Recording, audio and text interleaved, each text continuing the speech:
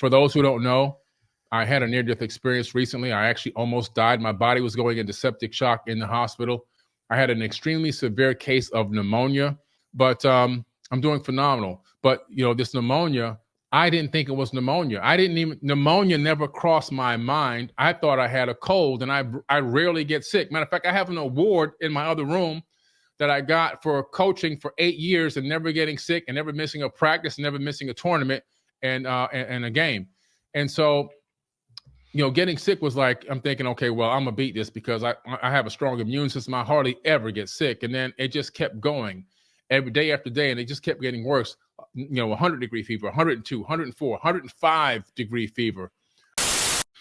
Just to start the story off, we have to hop on a plane and fly to Turkey because we have an entire tour of people that are already in Turkey waiting on us that we're taking on a private tour. Yes. We get there. The Oura Ring was already tracking an elevated temperature. Yeah, which we didn't even notice though until Billy started showing signs that he was getting sick. Yeah. So we tracked it on the Oura Ring. And by the way, guys, if you don't have a biometric, something that measures your biometrics, I suggest get one. So we were able to tell because the Oura Ring measures your temperature every morning. Yes. So, your temperature started elevating the day that we left for Turkey. Yeah. Which is a sign that you're coming down with something. You're fighting something, right? Yes. So we get there. And I know by the second day, I had felt this extreme exhaustion, like more than a normal exhaustion. I think I like went knocked out at dinner. My motto always is, I might not be the best at everything, but nobody can ever outwork me. There's a reason why there's so much content of me online. It's because, kind of like how Tupac had, I don't know if he had 9 full albums after he was dead that was released. I've got a lot of content that just is sitting there, stuff that we've never even posted before that's just sitting there, probably, who knows, thousands of clips and reels and content pieces. And so my motto was just, just to grind. And, my main focus was that we have this tour and these people have flown in from all over the world. Yes. And, I've got to, I got to fulfill my obligation to them. Right. And so I put them first to make sure they got the best experience that they can get, even though I knew I wasn't feeling that good. And I started realizing like I was feeling this level of exhaustion, and it was Nemrut Mountain when it really. And then Nemrut Mountain really struck me. It was crazy because usually Billy and I are at the front of the line. We're running all over the place. We're literally running up shafts. We're running down shafts. We're climbing up shafts fast. We're sprinting up like places. So I'm doing our normal little shindig, and then I'm like, I keep turning around. I'm like, he's not here. I'm like, where did he go? I was way back there. I couldn't keep up.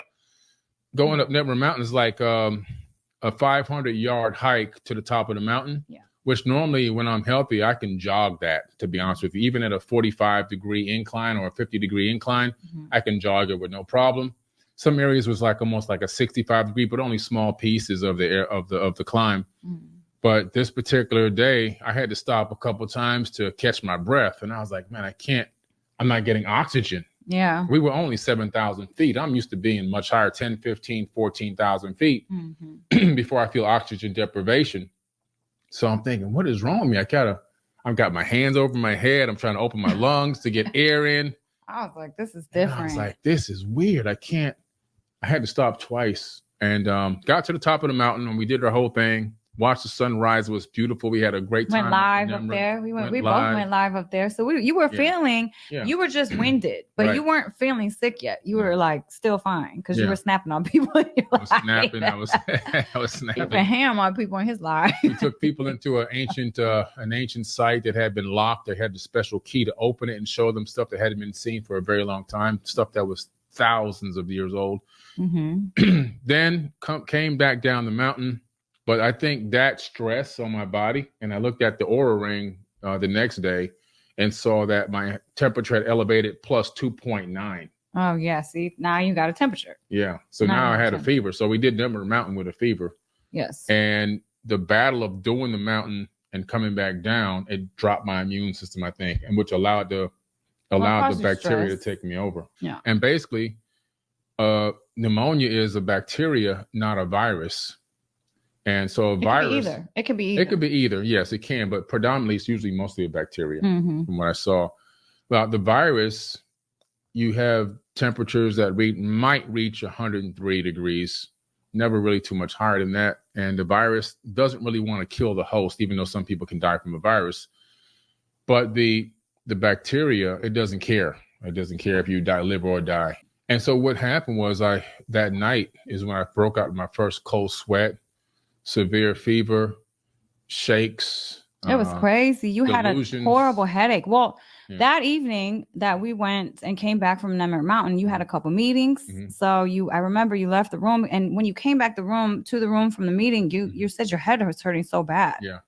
And you were like, I have like a migraine or something. Yeah. So that evening we have peptides, and so we brought our peptides to Turkey. And so that day I made sure that I gave you thymosin alpha-1 because that really, really bumps your immune system up.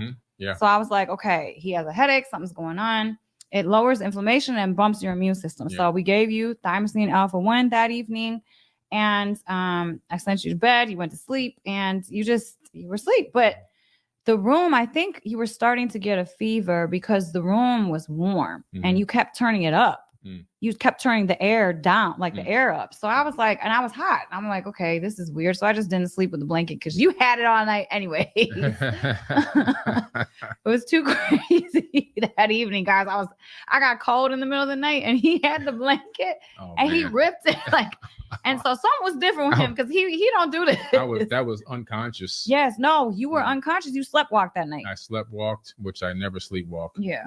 So I was just pressing the button on the AC. He got up out the bed and he walked over to the AC. I'm like, what's wrong? And he's like, it's hot.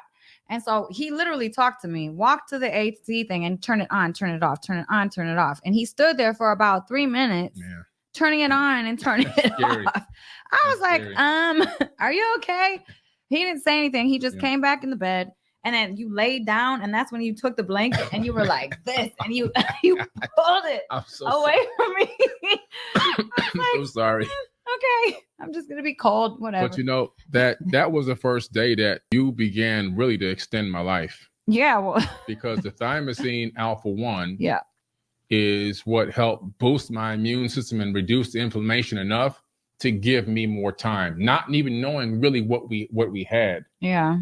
Having that. I think I gave you TB 500 that day too. That extended my life because I would have been more severe sooner, which would have got me into a septic shock state sooner. It was probably 2 days after that first evening, you were good. You were okay. When we ran out of the insulin needles for the thymosin injection, that's when it then came back and took me over again. Yeah, it did. Proving that the thymosin alpha-1 peptide really did boost your immune system. Really did boost my immune system significantly and gave me extended time to be okay, which was incredible because it proved that it actually worked. Yes. Because as soon as we ran out of insulin needles, and Turkey didn't have any insulin needles. They didn't have we drove around hospitals. Clinics. Everybody was looking for it. They had no insulin needles. We went to hospitals, clinics, doctors, offices, pharmacies. Yes. It was crazy. Wow, you were sick. Oh my God, I felt so bad for him because we had to leave. We went to Karahan Tepe. Yeah. And that day you were feeling so bad. This is now a day without any type of peptides. We don't have insulin needles. Now I'm like, crap. I don't know. I'm just giving you a whole bunch of water. Drink water. Just drink so much water. Try to flush this thing. So I was telling you, I don't think it's a good idea for you to go and participate. Yeah. But you were like, this is such an important place. Like the people, this is Karahan Tepe. Like you were like, I have to go. That day, it scared the shit out of me because I've never seen him weak. And that's the first day that I really realized how really bad it was. Yeah. Because when we were walking, it was not even like an incline. It was like an incline. Yeah. Gradual incline. Gradual. Yeah. A medium hill. I was struggling to make it up the hill. Yeah. Yeah. I just couldn't get oxygen. No. They started. We had to stop. I had to stop a few times. I had to hold your hand and almost support you. Yeah. It was crazy. So we went back to the hotel, and that's when you laid down and you started to hallucinate. And that's when your face, I started to feel him. He was incredibly warm, like incredibly warm. Yeah. And so we started taking your temperature, and your temperature was going so high. It was like 102.5, 102.7. I was like, this, if it gets to 103, we're going to the hospital. I don't care what you say. I don't care if we're out of the country. Go to the hospital in Turkey. We're going to a hospital if it goes above 103. They didn't speak any English over there. No, it was really crazy. So what we did, like, these people are going to put me on a respirator or something and kill me. Yes. Well, I didn't want to go in there. I was afraid to get killed in the hospital. I was like, I ain't going to the hospital. I'd rather struggle with this until I can get back to America. Oh, I was like, look, if you're because once you go over 103, your brain goes into damage mode and you start seizing. That's when you like lose, your brain is damaged at that point. The next day, when you went to the bathroom in the morning, I tested my temperature was 104. Yeah, I'm glad he ain't telling me that. I was like, I can't tell her it's 104 because she'll make me go to this hospital and these people are going to kill me. So I didn't want to go to the hospital in Turkey. Yeah. So I didn't tell her it was 104 that day. She packed me with ice cold towels. Well, when his temperature was going to 102.7, I was like, oh, this is bad. I was like, so ice cold towels, head, armpits, and feet. And he hated me. I was like ripping off the blankets from him. I was like, look, you gotta just deal with this. Yeah. I was like, you don't want to go to the hospital. What do you? I was like, psh, you don't want to go to the hospital, do you? Like, okay. So we wrapped him and that brought his temperature down. Thank goodness. Yeah. Thank goodness. But I guess the next morning it did go up and you didn't tell me. It spiked back up again the next morning. I kept waking up in these really crazy cold sweats. Mm-hmm. And then, the supplements that you were giving me though, which were helping my cellular energy and allowed my mitochondria to be more energized, which allowed my cells to be more energized, which allowed me to fight again a little bit longer. So all of these things were just falling in place. It was like an ebb and flow type thing. You were getting like okay for a moment and then it'd go bad. And then it was okay and then it would go bad. Right. But this is the scariest point for me. One of the scariest moments for me. We had that, it was like the next day after Karen Tepe, and we went to the museum. Yeah, the museum. And you wanted to go. I'm like, you should not go nowhere. Like, you should just chill and not go nowhere. You got to remember, I'm not used to being sick. So I'm thinking, I'm just going to get over this. My brain is telling me, man, just tough this out because, you're going to be okay in a few more days. We go to the museum and he's exhausted. He exhausts himself. I'm like, okay, no, we're going back to the hotel. Yeah. They can go on and do their thing. I'm like, we need to go back to the hotel because by the end of that, it was so obvious that you were like done, son. So we went back to the hotel and we're sitting there with Antonina. Yeah. And we're having a conversation. You're sitting up here talking, having a conversation because you have the Band-Aid in your system. Yeah. So you're feeling okay. And so we're talking about some work stuff, just calmly. And all of a sudden he starts to shake and his body goes like this. And he starts like going like this. And he's like, I'm so cold. I can't. Convulsing. I can't. I'm not warm. Like, I'm so cold. And he like shook into a little ball and his whole body was like shaking. And the touch of your skin was cold. Yeah, no, he went from having a fever to the touch of his skin being freezing freaking cold. Yeah. And I was like, what? And oh my God, I'm so grateful that Nina was there because if she was not there, you would have went hypothermic and you would have went to the hospital in Turkey. That's what I had to say. I know. So they wrapped me in blankets and went and got a blow dryer. Look. And they put the blow dryer inside the blanket to warm my body back up. Got the comforter. So Nina takes the comforter and she's like over him, holding the comforter, holding him. I sprint to go get the hair dryer and start to warm him up. And then I'm thinking, like, why is this happening? Yeah. And so I was like, oh, the sugar. I'm like, he needs sugar because my insulin was crashing. You went hypoglycemic. Yeah. Because you didn't eat for 3 days. Right. So I was like, she needs sugar. So I poured some sugar packets into some hot water. And as soon as you drank that, you came back. Yeah. Thank God. Yeah. You gave me that and a small piece of chocolate. Yes. That was crazy. That was the craziest moment. I thought, like, at first I didn't know what was happening. Yeah. I didn't realize, like, I mean, you go into shock. You were in shock. Right. Well, you were going through what you were going through. Me and Nina were looking at each other like, we didn't know. I knew then I knew for real I was really in a bad situation. I was like, we got to get back to America now. Oh I my knew God. then that's when I realized like I'm in bad shape. Oh my I God. really realized how bad it was. It was so Yeah. scary. That was so scary. I was like, Yeah. I don't know. After that, I was like, all right, go lay down in the bed and stay there. I was like, for the rest of this trip, I'm like, you're not going freaking nowhere. We need to go home. We got to go home. So unfortunately, we were in Sanlurfa. Yeah.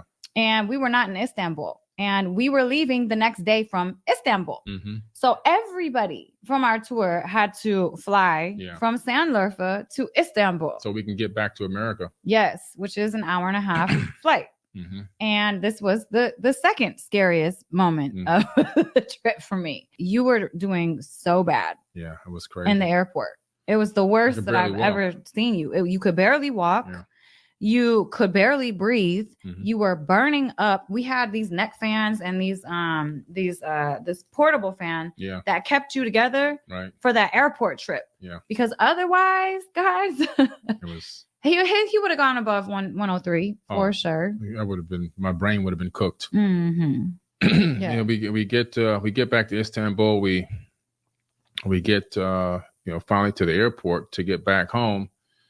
And I never forget that the entrance to where we had to go in for our flight. Mm-hmm. Now, when you're healthy, it was like not a big deal. But when you're sick, as I was, it looked like it was a million miles away. Yeah. And I was like, I don't know if I can walk that far. Oh my God, it was so bad. And I was putting every ounce of energy I had into taking every step, and I still was probably only walking like a mile and a half. No, you were walking extremely slow. It was bad. No, it was horrible. I couldn't get any oxygen. Yeah. And my lips were turning blue. And I remember being on the plane and I could start hearing this groggling in my chest. Oh my God. So I said, I'm not going to go to sleep. Even though it's like 13 hours flight or whatever. I said, if I go to sleep, I might die. This is rough. Got back to America and went to a urgent care. And then we went there and the lady called me in and she puts me in the chest x-ray area. And when it came through, the lady gasped. The nurse, she gasped. She was like, oh. And that's when I knew I was in trouble. She said, you need to have your lungs drained immediately. She showed us the x-rays and it was completely black. Yeah. Like his right lung was completely filled, completely infected. Completely infected, completely filled. There was nothing left in there usable at all to gain any oxygen. Oxygen transport was only around 25%.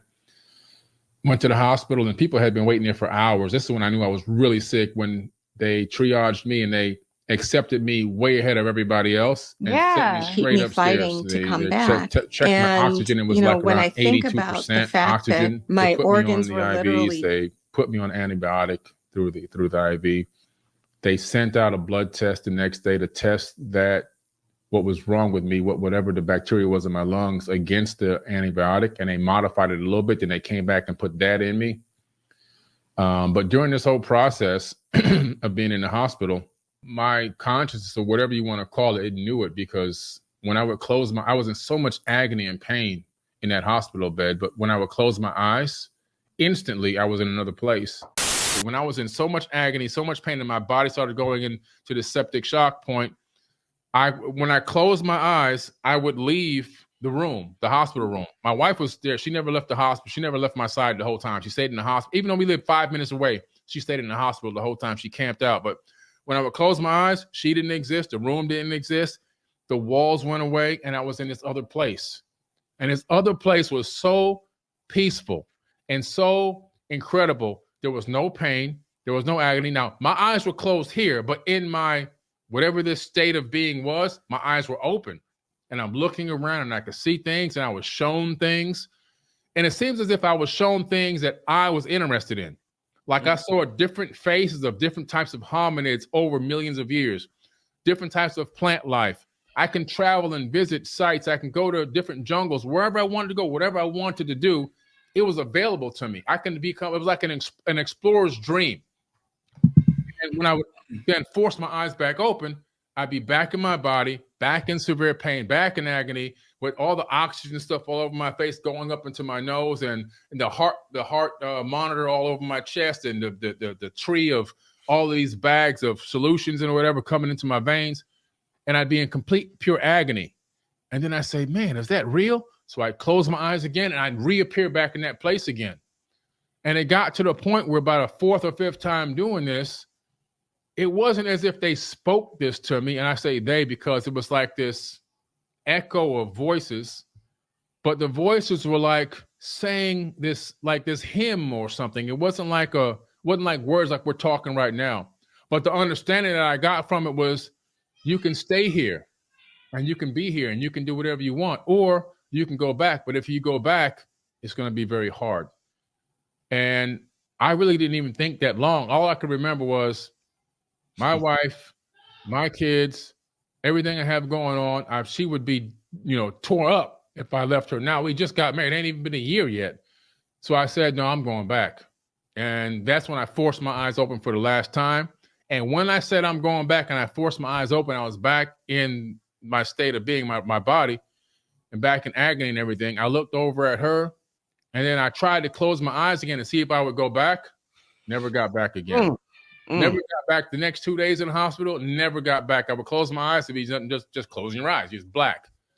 But never got back to that place, whatever that was, never got back again. I was in a place where there was peace, tranquility.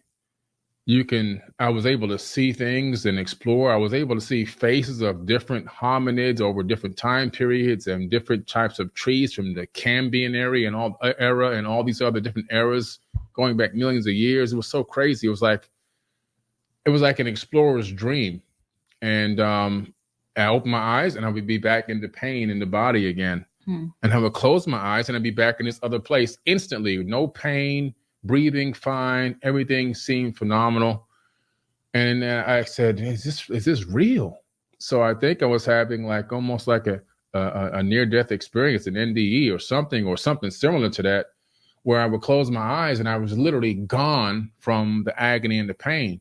And then it got to a point where I was doing it so much, and they said, well, and I can only say they, because it's hard to convey the exact way the communication happens. It's not vocal, right? It wasn't words. Vocal. It's like a knowing inside of you. Yeah. Yeah. That's right? When you know you're on the other side, because I've had those before. It's a knowing. When my dad visited me, who passed away, he came and he floated to me. He put his hand on my shoulder and I understood immediately. There was no movement of no lips. I didn't hear any words, but I understood. Just the knowing. Yeah. And they were like, you can stay here. You can stay here. Or you can go back, but if you go back, it's going to be hard. And I remember I said to myself, I'm going back to my wife. In the Emerald Tablets, Thoth gets to Shambhala. He gets there. There's the 7 lords are there. Family members that he knows are there. And he's in a conundrum because now he has a decision to make. They're joyful. They're happy to see him. They're telling him, again, you can stay here. You can relax. Your labors have been done. You're complete, right? And then what does he say? He says, no, I'm going back to help mankind. Shit. That's what he said.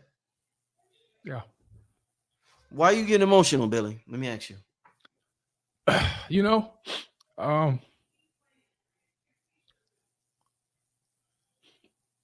It's a great mission, and it's really, it's courageous. It's a courageous mission. When people are trying to look to sacrifice, an eternity of peace, or to sacrifice a great lifestyle, I live a good lifestyle. You've been around me, but I can be doing so many other things. I don't need to do this. I don't have to do this. Right. Yeah. Like I can be doing so many other things. I don't have to worry about trolls and haters. And I don't have to have higher security to go around with me because all the death threats and all these things, and travel to all these sites and, get pneumonia and almost dying. I don't have to do these things. And I think Thoth was saying the same thing. Like, I'm here, man, but I'm not finished with the work I feel I had to do. I didn't finish. My mission is not complete, which is the same reason why I felt like I had to come back. It's like, there's a certain level of effect that I'm having on a percentage of the world every single day. And how do I know this? Because literally almost every person that comes up to me is telling me how I've affected their life in a positive way. And so when you hear that over and over again, and people telling you all the things that they've been able to get out of, the new life that they've been able to manifest, the drugs that they've been able to get off of, and abusive situations that they've been in, they've been able to escape those things. People that have gotten out of prison told me, man, because of listening to your stuff, I know that I'm never going back to prison. When you hear those things, it's like, wow, it makes it all worth it. And so Thoth, he traveled the world. He said he went to other planets and watched civilizations rise and fall. That's incredible. And then imagine the amount of lives he's interacted with just here on Earth as being Tahuti, Jehuti, as Thoth, as Mercury, as Odin, as Thothamabi in Australia, as Quetzalcoatl, Lord Pakal, Viracocha, Kukulkan, all the names he's had, Wang Di, the first emperor of China. I mean, you name it. You just keep going and going and going. The impact that this man has had all over the world, and the knowledge that he brought, the people that he's impacted, and the wisdom that was shared to help enlighten mankind, to help them achieve several different golden ages in different time periods. So I understand the mission is really to help people and to show people, man, like, hey, you might not agree with everything that I have to say. And guess what? That's okay. But at the end of the day, it's all about how can some of my information help you if you apply it? And how can some of your information help me if I apply it? It's understanding that every person brings a piece to the puzzle. We're all on a mission here. And if we put that puzzle together, we get a full picture. But if everybody hoards their piece and hides it, we're never going to get the picture. And I think that, the mission is just courageous. So it got me a little emotional, but I really think it's a powerful mission for a person to be in a place and knowing that the work could be complete forever. And to say, no, I'm going to go back and I'm going to finish what I started. I think that's incredible. We're the gates of heaven, these white pearly gates that everybody's been talking about since we were, for generations, forget us when we were kids, for generations, we've been talking about these gates of heaven where they imagine these white pearly gates, and you get inside these pearly gates and you get to see God and Jesus and everybody, and your people are up there. Not exactly the way these ancients talk about it. The gates that they were talking about, Thoth calls it the gate of Arulu. He's talking about a specific way to get there through dimensions, how to achieve this, how to get through this gate. It's like a portal to another place, right? To get to this this Shambhala type of place, where he talks about the codes and the words you even have to utter to create these cymatic frequencies, so that the guard would even let you through the gate. This is like crazy stuff. It's like real sci-fi in these ancient tablets and texts, and the coffin texts basically are the same thing. Specific directions on how to navigate through space-time, how to access higher dimensions, and how to get to the other side. And so it seems as if the coffin text and the emerald tablets are both aligning on that same thing. And Thoth even gives you the exact frequencies you need to utter in order to be able to pass through the gates of Arulu. The fact that people believe that there's some sky daddy with a white robe on and a magic wand floating through the universe, coming back to grant them wishes like, I'm going to allow your football team is going to win this week so you can win the weekly bet, whatever they call that thing. I don't even play that stuff. Oh, you're going to win this war. I'm going to grant this soldier called my name and asked me to help him win this war. Let me fly back over to this little blue dot on the outskirts of the Milky Way galaxy and bing, grant his wish so he can win this war. It's not happening. You see? It's not happening. If you can imagine this as a creator of this whole realm, that you've now created this pond, this vast pond that's always ever expanding. And to start off the first part of the ripple of creation and development, and which really ends up being the program code, you take a pebble and you release it into this pond. When you release that pebble, the frequency or the ripples go out. And those ripples create realities that go out. Now you go on and you work on another pond. I really don't believe that there's any type of a God that's existing that's worried about my kid's tuition didn't get paid last week and he's going to get kicked out of the school, and now I need to make God my slave and make him him, oh, it's always a him, come back over here and take care of this bill for me. I mean, come on. I think what we're missing here is that there's a creator. The evidence is in the science. I wrote a book about it. Fractal Holographic Universe, the Matrix Code Revealed. That's the book. And this book is about the Matrix Code. It's about the God fingerprint that's on everything. The proof that there's a creator. And for us to understand that, we're part of the fingerprint, and that the spark that created everything in the known universe is inside of every atom in our body, and that we ourselves have a certain level of power of manifestation. And it's up to us to realize that we were sent here to save ourselves. That is what the program is all about. Realizing that it's up to us, not up to an outside source. And a person, I think, gets to a higher level of consciousness when they begin to realize that the voice they've been hearing in their head the whole time, it mutates from this dark, bellowing God voice into their own voice. That they realize that they've been talking to their higher self in the higher dimension this whole time. And that they begin to realize that they have power to help create and collapse realities into existence. And the proof of this, Rich, is the fact that you have on clothes. You have on a headset. You have a microphone over there. Who made that stuff? Human beings. How'd they make it? Conscious thoughts. They thought about it first, and then from a multi-dimensional platform, they collapsed it into 2 dimensions by drawing it on a piece of paper and even putting it into a computer-assisted design program, which looks 3D, but is only 2D. From 2D, they collapse multi-dimensional concepts into 2 dimensions. And then from there, you hand it over to an engineer who creates or manifests it into the 3rd dimension. So collaboratively, human beings have the ability to co-create realities. If we didn't have that power, we'd be walking around butt naked with nothing here.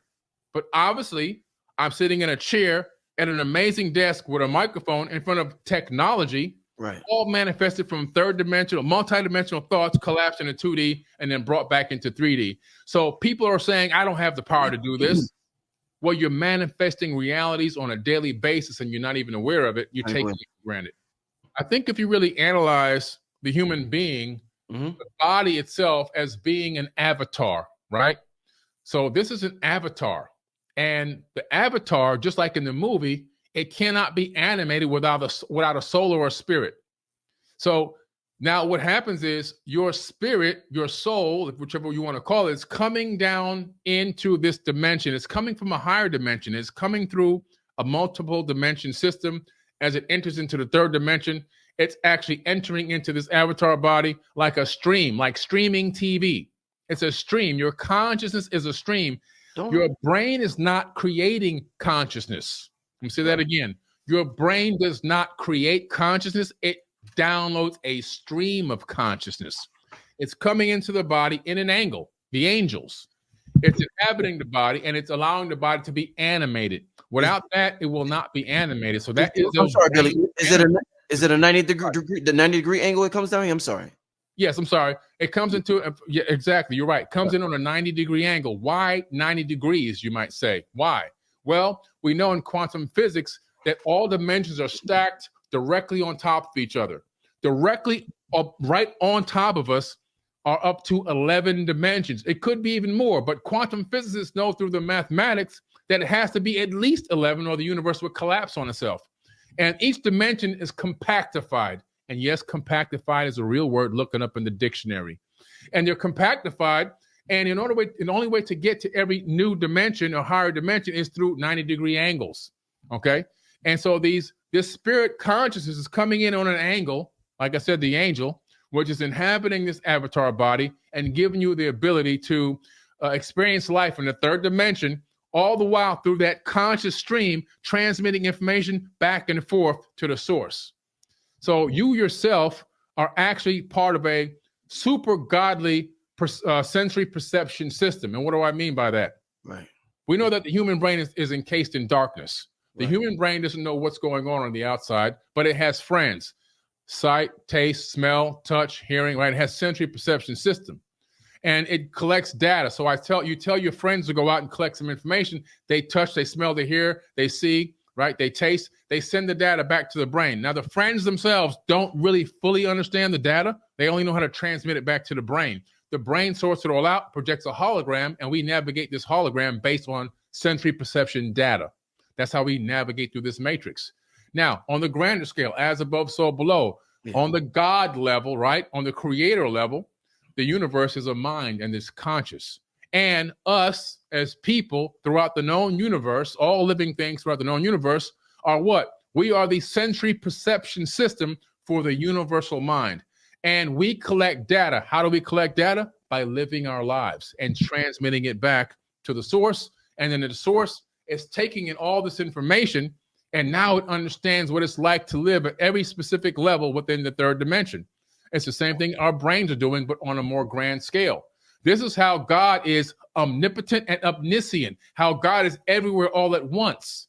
It's because God is inhabiting every single atom, every piece of dark matter, everything that exists in the known universe is transmitting information back to the source.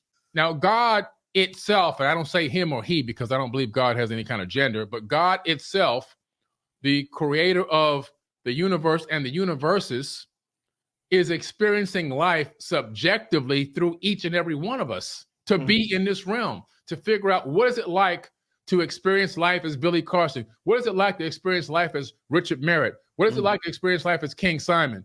And so God is actually living through us and experiencing through us, through our sensory perception system. We're transmitting all this data through consciousness back to source so that it can figure out what it's like to live at every level in the third dimension, even as an atom inside of a rock.